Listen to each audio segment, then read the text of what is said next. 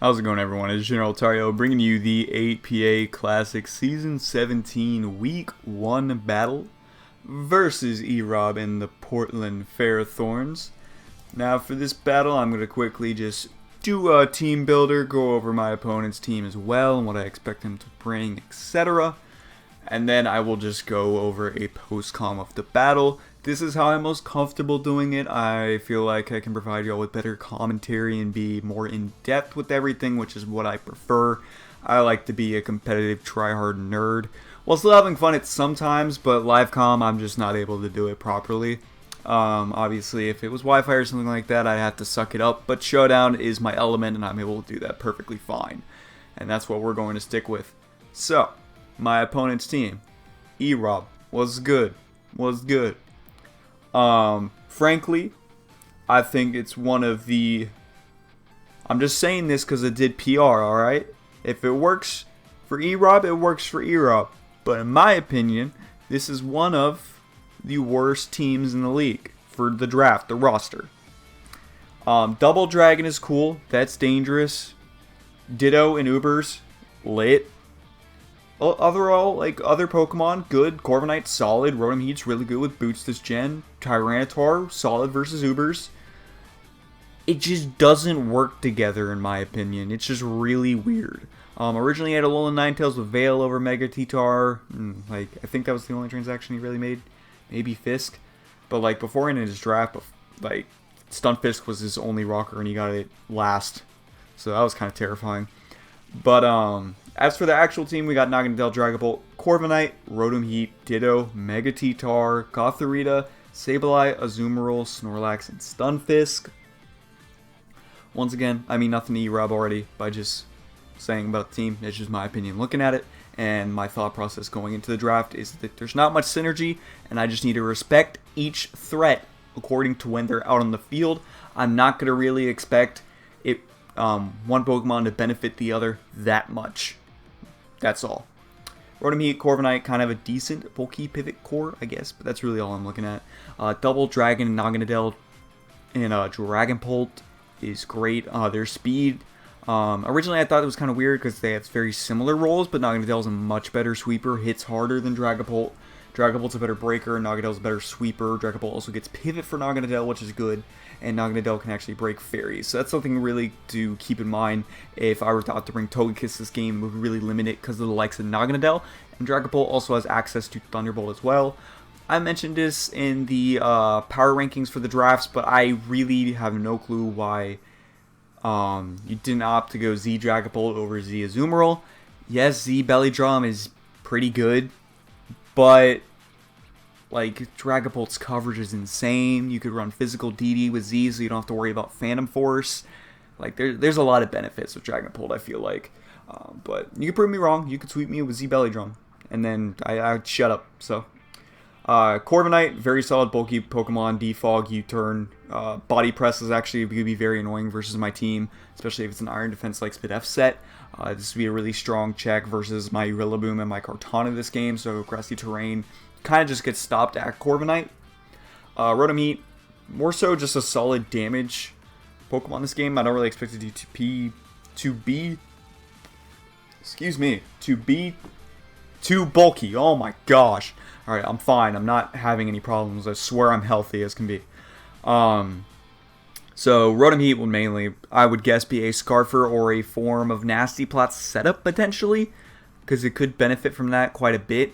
I just really don't expect a too bulky of a form unless they really just want to help taking hits from Blaziken, getting off a T-Wave, and then just eat literally any hit from Kartana. But one thing you have to keep in mind versus Blaziken is, one, at +2, I jump kicks to Oko Rotom anyways, more than likely, unless it's really defensive.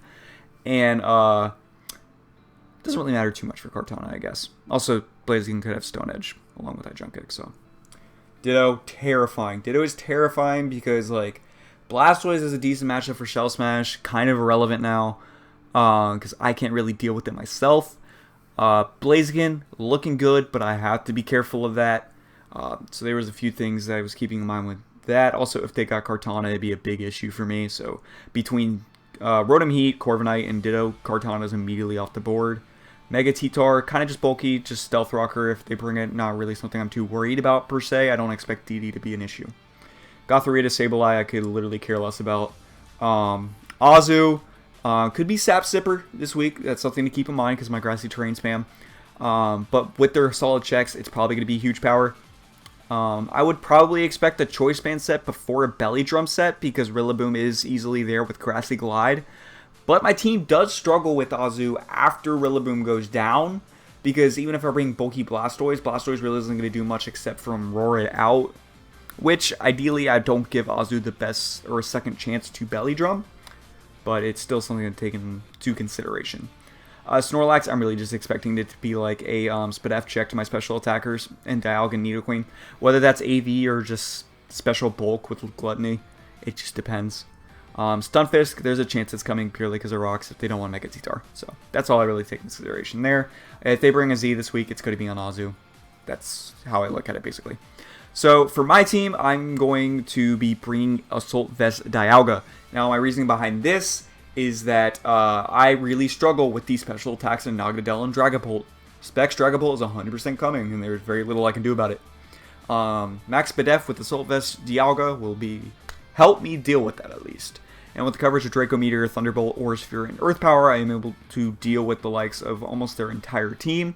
I am rocking Earth Power as like kind of the last slot because Draco makes sense. Huge damage move. Thunderbolt for Corviknight. Aura Sphere helps me hit Snorlax and Mega T-Tar.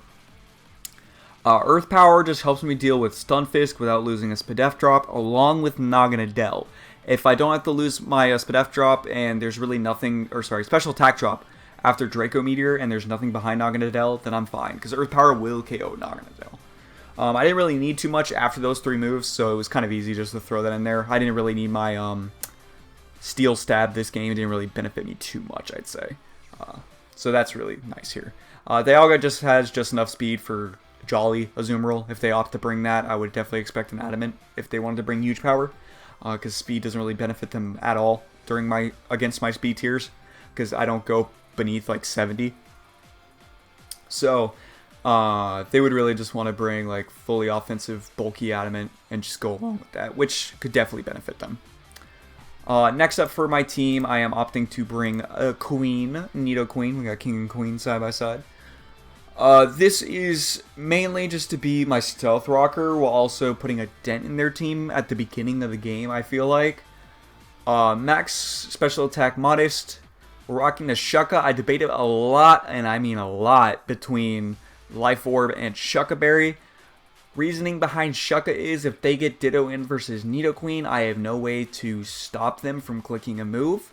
And also, if I can get rid of Ditto because they wanted to take either my rocks, if they didn't have T-Tar, or their Stunfisk, or if they're a setup version of T-Tar and they really just want my rocks, or they just acknowledge I have no switch into Nidoqueen, and they want to copy my Nidoqueen, then I am able to take an opposing Earth Power from a Nidoqueen that is copied from the Ditto, and in return I KO Ditto with my own Earth Power because Ditto still keeps its HP stat, which does not save it from 1 compared to myself.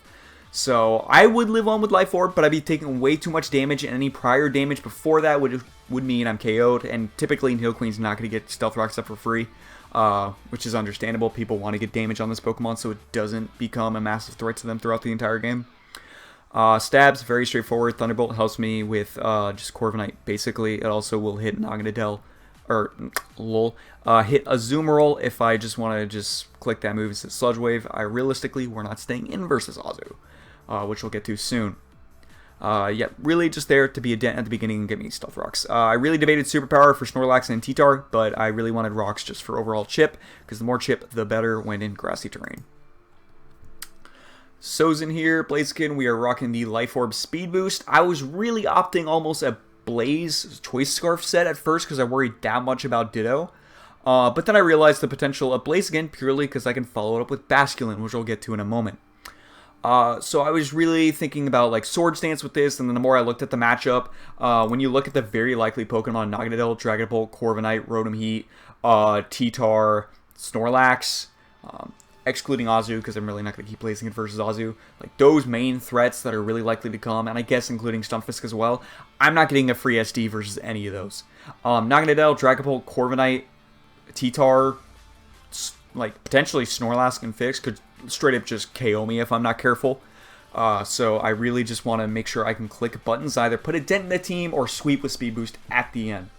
Now, I'm rocking Dual Chop, which is the base 42-hit Dragon-type move, if you haven't really seen it, because it's not really used often. It's really just coverage on occasion. I'm using that to be able to deal with Naganadel, because obviously in grassy terrain, Earthquake will not KO Naganadel. It does like max 60%.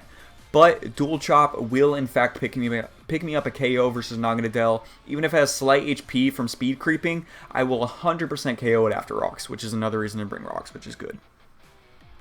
So that's something to keep in mind. I'm rocking 220 Adamant, 220 Speed, and not Timid. I'm running, or not Jolly. I'm running Adamant. That is because I still want to be able to outspeed Naganadel, which I do at +1. However, I am not outspeeding a max speed Dragapult, but I found it extremely unlikely to face a max speed Dragapult. That made no sense to me, unless they knew that an Adamant Blaziken did more damage, a lot more damage to them, and that was more of a threat and they needed to outspeed it, or if they were just respecting like potential Blastoise Smash. But in that case, it's more than likely a Scarf Dragapult and not Specs or anything like that, which would be a lot easier on my team. So that's just a few things to keep in mind. Overall, coverage was a lot more beneficial to me. I didn't run anything specifically against Azu, because for the most time, I'm just going to switch out if Azu comes out. I really don't care. Blaziken's meant to do damage or win the game. I'm not going to have it just die for no reason, unless there's really no reason to keep it around anymore, and I have another potential win con, so we have to keep that in mind. So next up is my counter to an opposing Speed Boost Blaziken in their Ditto. We have Basculin here with Choice Band Adaptability. Aqua Jet immediately just lets me take care of that Blaziken, and it's out of the way. And frankly, they don't have the best switch into a Banded Adaptability Liquidation. That's going to be very helpful in this matchup. Now, I'm not rocking Flip Turn, because if they copy my Basculin, I want to be able to go into my Rillaboom, which is coming up next, and I don't want to give them momentum easily just by clicking Flip Turn. And you'll see more reasoning behind that in a second, because I don't really need to click Flip Turn in this match. I just get to click a Water-type move. If they go into their Speedy Mons after, I have to hard switch so I don't lose Basculin. So, keeping that in mind. Bandage Superpower lets me KO the likes of T-Tar, as well as could do a little bit more damage versus Lax. I think it's still stronger than Liquidation, even with Adaptability. Liquidation 85, or is it 80? No, it's 85, right? I am dumb. 85 times 2, 170. Yeah, Superpower is still stronger. It's definitely stronger versus T-Tar. And then Psychic Fangs. Originally, I honestly only had 3 moves, but I threw on Psychic Fangs because it's kind of like a no-loss thing. If I only lose to a hard switch Naganadel that gets a free Nasty Plot because Basculin's in versus it, then I have a Psychic Fangs as an option. Also, Psychic Fangs lets me get rid of any screens for potential dual screens Rotom, which would be very terrifying for the likes of Belly Drum Azu and Nasty Plot Naganadel, which I would mainly expect Belly Drum Azu just to poop on me if they're able to get screens behind that, and it's a very fat set. So that was what I had to take into consideration there. But the main thing to help me versus the likes of opposing Basculin and a few other things on their team, mainly the Azu being a big threat, is Rillaboom here, Funky Kong rocking the Rocky Helmet. We have Knockoff, Drum Beating, U-Turn, and Leech Seed. Little interesting spread here. Max HP with the 12 investment in Def just lets me take I believe it was a Specs Draco from a Dragapult, make sure I live that, and then I can follow it up after with the Drum Beating and the Knockoff, which always kills with 100 attack. Investment Adamant. Now, I did originally have Grassy Glide over Drum Beating, purely because I always wanted priority versus Azu. But then I looked at it and like +6 Aqua Jet isn't doing more than 50% to me, and I'm always eating that. And typically, I'm not going to let Rillaboom take that much damage anyways. Especially if I put Leech Seed on the set, because then I get Leech Seed plus Grassy Terrain recovery, which is yummy. U-Turn gives me momentum. I need it. Knockoff gets rid of so many annoying items that they could have that I need it for sure. Rocky Helmet plus Leech Seed actually helps me a lot versus Corviknight. Doesn't make me make me feel forced to switch. And Leech Seed also gives more recovery to Dialga, where I might be free to go into that versus Corviknight or Nidoqueen, depending if I still have Nidoqueen around. So that's a lot of things to take into consideration. Speed on here was so I could outspeed a, it was either a Modest or Timid Dragapult. I know it was one of the Dragapults. So I could outspeed them after a drum beating and follow it up with a knockoff. 100% killed every time, unless they were really bulky HP. But I even factored into the amount of HP they would have if they sped crept just my Alolan Persian. Because there was really like nothing else they would speed creep unless they were a Scarfer. Because even if I was like Scarf Kiss, I still outspeed max speed Dragapult. So that's just something to factor in. So really happy with the Rillaboom and Basculin synergy, so I could support Blaziken really well. I really like that with this team. And to follow out, I have Drifblim here with a Grassy Seed and Unburden. This is already 15 minutes. This is way too long of a team builder. I need to fix this in the future. I apologize. Running a very cool set. So immediately I go into Grassy Terrain, get my seed procced. I have Unburden immediately. And then I'm looking solid. So I think it's kind of unlikely I see both T-Tar and Snorlax this game. I think it's possible, but I don't expect both. I could be wrong. And I'm easily able to deal with both of them between Dialga plus Nidoqueen easily weakening Snorlax, and basically everything on my team being able to do damage to Mega T-Tar is perfect. So, ideally, I come in, I get my Unburden boost, I literally Calm Mind versus almost anything in front of me, and then I can kind of just set up from there if I'm able to get more. If not, I'm still able to come in, I'm able to click Psychic, it kills Naganadel if it's taken some damage from like Stealth Rock Chip or something. Or if that doesn't kill, then Basculin's Aqua Jet will be able to follow up and KO it. And then following, I have Imprison. Now, Imprison is neat. Imprison makes it to where no foe can use any move known by the user, which means if Ditto copies me and I go for Imprison first, because keep in mind, as long as Ditto has their item, even if it was knocked off before, they're not going to get Unburden. So Ditto will never have Unburden, and I will always be faster than that Ditto no matter what. So I'm able to Imprison first. Ditto literally can't do anything to me. Nothing. Specs Dragapult with Shadow Ball, I'm able to limit it to doing nothing. Now, if it's Specs, Draco is still going to do a poop ton of damage. So that's why I opt to put Calm Mind on here as well. Calm Mind will allow me to set up both in front of Naganadel and Dragapult freely to ensure I can pick up the KO on both of them with Psychic and Shadow Ball. And realistically, I can just clean up because Azu's going to be taking damage from Rillaboom more than likely. May take Chip just from Blaziken because they want to switch into it. There's no way Rotom's not going to take damage at one point. Corviknight's potentially could be a little bit healthy, but really isn't going to do that much to Drifblim anyways, because if they're clicking Brave Bird versus me, which is the only thing they really can, they're going to be taking a lot of recoil damage because of my high HP stat with Drifblim at base 150, which is really helpful. So, in the endgame, or just the overall plan, I'm planning to lead Nidoqueen, get up my Stealth Rocks, potentially do damage, and we'll see how it goes. If it's a better option for me, I might lead Dialga, purely because it can take a lot of hits better than Nidoqueen. I'm not just wasting Nidoqueen immediately, because basically I can get rocks up at any given point.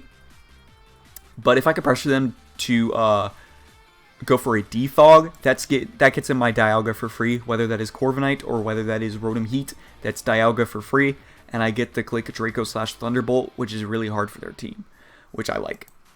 And then to weaken the team, I'm making pivots with Rillaboom, but ensuring I always have Rillaboom healthy and alive. And then potentially Blaziken really just to be a mid-late game, if not only late game sweeper, or just to break, like Dialga plus Rillaboom, Blaziken, and maybe Basculin to break. Basculin, once again, probably just going to be the deal with the Ditto. And in the end, Drifblim is always going to be the last Pokemon I send out because I do not want that Grassy Seed to pop early unless I need Drifblim to be a sack to where I can have Blaziken win. That is the only factor where I see it coming into play. Otherwise, Drifblim is probably going to be the way, or how I end the game, I should say. Alright, with all of that in mind, I'm finally going to pull up the battle because it's been almost 20 minutes, and that's insane. I'm going to debate redoing this, but nah, screw it. Not. Alright, so, going into the battle. Looking at the Pokemon they brought. Snorlax, Dragapult, Rotom Heat, Corviknight, Azumarill, Naganadel. No T-Tar, great. No Ditto, outstanding. I was not expecting to see Ditto. I kind of like had a pretty pogger's face right there when I did not see Ditto. So I'm really happy about that. So I'm looking at it and I'm thinking, okay, their breakers are really going to lie in the Dragon type for sure. And I'm seeing Azu as maybe still the choice band, maybe set up. But really when I'm looking at it, I can't decide yet on Azu. It could still be a Sap Sipper, but more than likely when I'm looking at Rotom Heat plus Corviknight, both of them coming this match, it's going to be a huge power Azu. They do not have Stealth Rocks, which is amazing. So if I can try and get mine early, that'd be great. Force a Defog, potentially. So I really opted to lead Nidoqueen because I felt like it was fine versus everything. Hold up, let me get rid of these on the screen. You can see it's a Specs Dragapult, which I calced immediately after. I wanted to click Earth Power just in case they went for like anything like they were Scarf, or if they were annoying subset, I wanted to click Earth Power just to scout it. Or if they went U-turn and immediately went like right into Snorlax, I get to at least see the damage output and I could get Rocks up the following turn, which would be totally fine. But based off that Surf damage, this is 100% Timid Specs. I could just bet on it. I was a little bit surprised to see Timid over Modest, frankly. It might have been Modest. I actually don't recall based off the immediate calc. But either way, I knew it was Choice Specs based off the damage. So I just went hard into Dialga here. And even if they switched it up, it means they didn't have anything too good to hit Dialga with anyways. And that did a whopping 9%. So I'm just going to click Aura Sphere here. There's no way they stay in. I get to scout the damage on Snorlax. Could be potentially AV. Probably just a Spadef Berry set. So I go into Rillaboom here just before the 50%, which is nice because they're probably Berry. And I go for Knockoff here, get a crit, which is a little bit extra damage, but I do get to see this is a Spadef Corviknight, which is a little bit surprising for me to see. I thought they'd be really defensively bulky to always stop Rillaboom, Kartana, stuff like that. Potentially even take a better hit from Blaziken. And this is good because this means my Dialga plus Nidoqueen will have zero issues at KOing this Corviknight, and my Drifblim is looking a lot better if I'm not able to weaken this thing in the late game. So crit, I don't really think it mattered in the long run, and it's immediate justice anyways as I go for Leech Seed and Whiff right here, and my Rillaboom takes so much damage from that Brave Bird. He got max roll with that, which doesn't really matter. It's part of Pokemon, and I really wanted the Leech Seed so I would be healthy. I know they're going to go for a Roost here. There's no way they're going to give up Corv immediately, and I want as much health as I can in my Rillaboom. I took a lot of risk making this play, but I was confident in this play, which is all that matters. Because if I lost Rillaboom here and that was Belly Drum Azu and I gave it any chance, I just lost. Honestly. I needed to make sure I got Chip and put it in range of Dialga, which is difficult because then I lose to like Specs Dragapult late game. So, there was a lot in that play, and that Leech Seed really hurt me a little bit, but it's okay. Because the crit happened as well. So I'm just going to go Dialga here because I'm going to get that Leech Seed Grassy Terrain, and we go from 76 all the way back up to 96. And Corviknight's very weak, and they have to switch here. But they go into Azu, which we see based off that damage. It is Assault Vest. I didn't calc that. I really should have because I didn't think about it at the time. I thought, cool, I'll just click it again, which I do. They go into Snorlax. I do see it's the Berry. I'm not worried at all. I click Aura Sphere here just in case they don't recycle. Because I think I'd have a chance at 2-hit KOing. But they do. I'm going to keep clicking it just in case, but they keep recycling. And then this turn I said, okay, whatever. I'm going to go Rillaboom. I get a free knockoff. I get more health, or maybe even a Leech Seed, and I'm okay. And of course, they go into Dragapult that turn. If they predicted that, very good play on their part. I'm not quite sure. Because if they were just going to switch in on Aura Sphere or anything, my Dialga was perfectly fine with this thing coming in. Because I would have just done the same plays over and over again. It didn't really make a difference to me. So I'm going to go right into Nidoqueen here. Just sack it. There's literally no reason for me to put extra damage on Dragapult when Nidoqueen's already low and not going to do that much for the rest of the game. So I'm able to go into Blaziken here. I just click Knockoff because there's no reason for me not to. Because I live any hit from that Dragapult. I just felt like this was my best option, so I don't have Dialga take all that damage yet. Because I know Rillaboom is not able to take a plus 6 Aqua Jet reliably. Like, I think there's a chance I live it, but I want to be 100% sure I live it. So I want to ensure Dialga is still healthy, and Blaziken just felt like it was going to put in some good damage overall. I could have potentially went Basculin. Well, no, I couldn't, because Dragapult's faster. Duh. Stupid. But Blaziken always lived the Spec Shadow Ball, and I was probably left at about 30%. I think it did about 70 to Blaziken, which is still decent Life Orb damage output, especially with grassy terrain. So I thought, no drawback. So I go for knockoff. They go into the Corviknight. Totally fine. I go Flare Blitz as we see. Oh wait, no, we knocked off the Okaberry earlier, but it was Okaberry on Corviknight, which would have been a little bit annoying because that was an Iron Defense setup set. Go into Blaziken here. I'm just going to click I Jump Kick. I really don't care if they're T-Wave. And he goes for T-Bolt and he paralyzes it anyway. So he got damage with the para. That's how you do it, kids. Nice and easy. I was happy to get that Jump Kick. That was max HP Rotom, by the way. And that did 88%. If this was offensive Rotom, we just straight up KO'd that thing. And that would have been sick. I also knew there was the chance that they were baiting I Jump Kick and going the Dragapult. I really didn't care. Because then I clicked, because they don't have a knockoff switch in the next turn. And I would have outsped Dragapult at that point. Unless it was Scarf. So I was totally fine with risking the I Jump Kick because they still would have been at a reasonable percentage. And now that I know my Blaziken is paralyzed, I'm not really caring too much. I'm going to click Flare Blitz here and hopefully just pick up the kill. If they go Azu, it does kill. So we're able to kill both Corviknight and Rotom Heat with Blaziken, which is solid. There's absolutely no reason for me to keep this around because I am paralyzed. So I just have to let it go. And now I go into Rillaboom for free. I go for U-turn here because I still wasn't sure if it was Sap Sipper. This was by far the worst play I could have made and really put me on the back foot for a little bit. I could have clicked Drum Beating for free. There was nothing they could have done about it. They knew they didn't have a switch in. That's why they kept Azu in. And then it just made it really difficult for me here, honestly. Because then I make the play of going into Dialga when I knew Play Rough was about to hurt. Like, I thought there was still the chance it was Sap Sipper because they opted to stay in. But then I saw that and I went, ouch. So, very unfortunate there.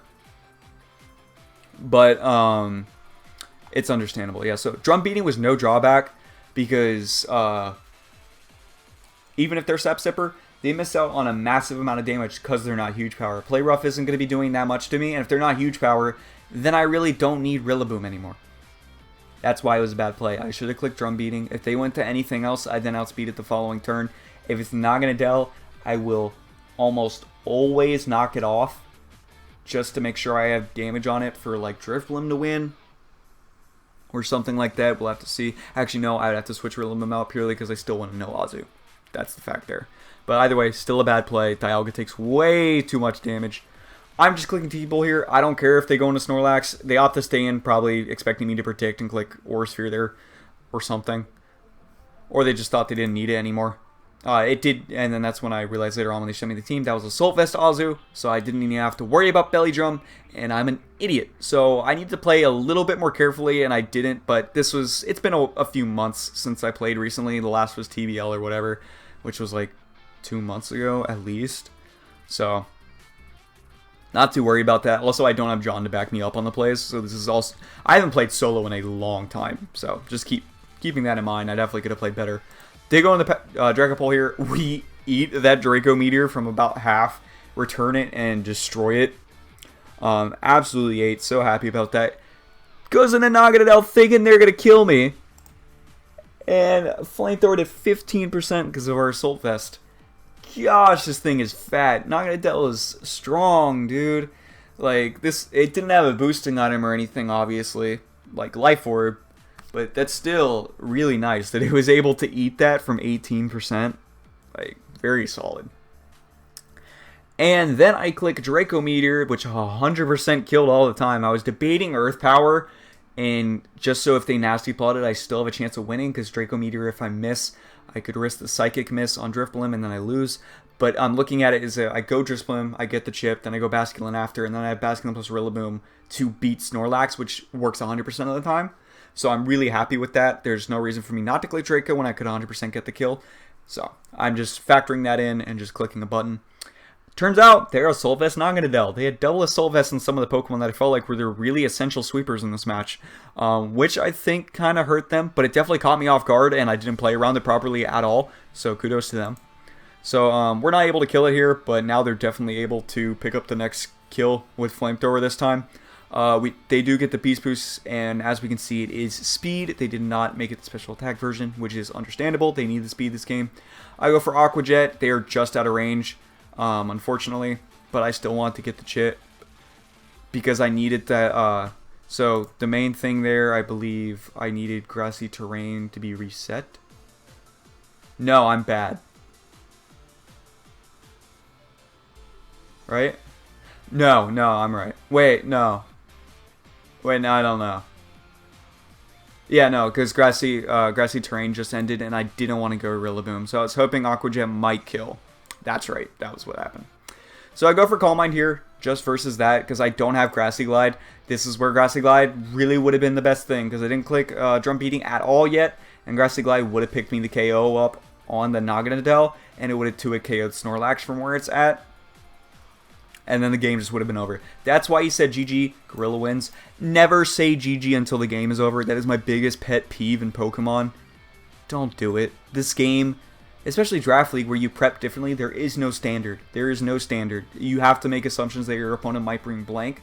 Like I expected sweeping Azu and sweeping Naganadel, but I got a Soul Fest on each of them. So don't expect what you might, or what am I trying to say? Expect the unexpected, I guess. Yes, Grassy Glide is really good on Rillaboom, but Drum Beating still has its options because of the speed drop. So, but this was really scary because I was like, if this Snorlax is something to hit me, I might just lose. So I'm going to go hard Drifloom here versus the Naga. I have my Unburden now. If they have like Draco, there's nothing I can do here. But they stay in as I click Psychic and it's gone. I was like, maybe they forgot Unburden. But then I said GG, he has no move to hit Drifloom with Snorlax, so there was literally no way he could have won.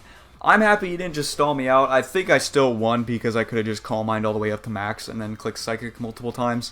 So I was fine either way. But either way, the last few turns are me spamming Psychic and then it's GG. So I was able to get a 2-0 win.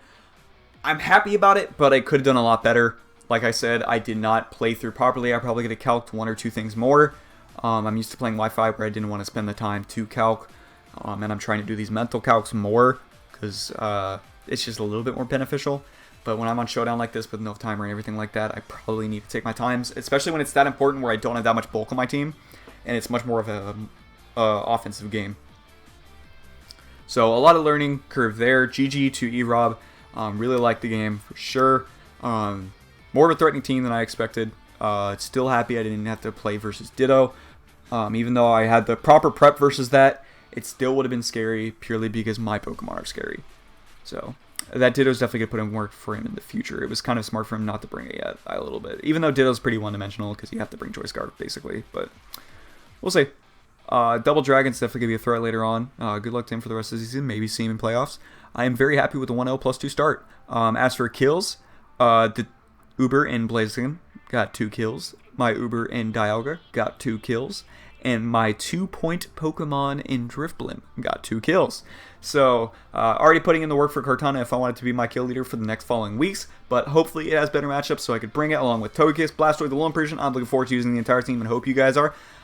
Let me know down in the comment section what you thought of the battle. And also, kudos to anyone who made it this far because I rambled on for way too long and recorded this for way too long. I promise to cut down the team builder a lot more. But until then, I will see you all next Saturday. Bye-bye.